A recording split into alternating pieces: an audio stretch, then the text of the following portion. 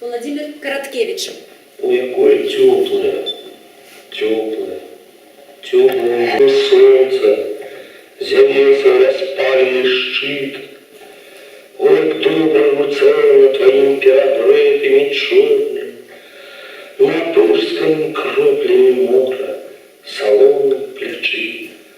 Такт нечутно успел, сомкненные вусны смеются и плачут, в очи змежаны, веи дрыжат у солодки журбе. Так счастливая ящерка древне на камне гарачем.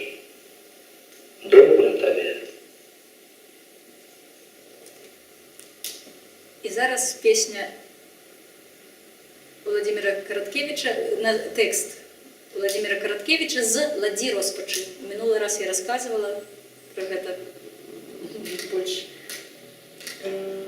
Что «Ладя розпачі» там был Гервасий Валеваха, который, видать, самый оптимистичный литературный герой белорусской литературы, который сел играть в шахматы самой смертью и выиграл ее. И он спевал эту песню. Дробненький дождик скачу лятина, где червонеє квітка шипши.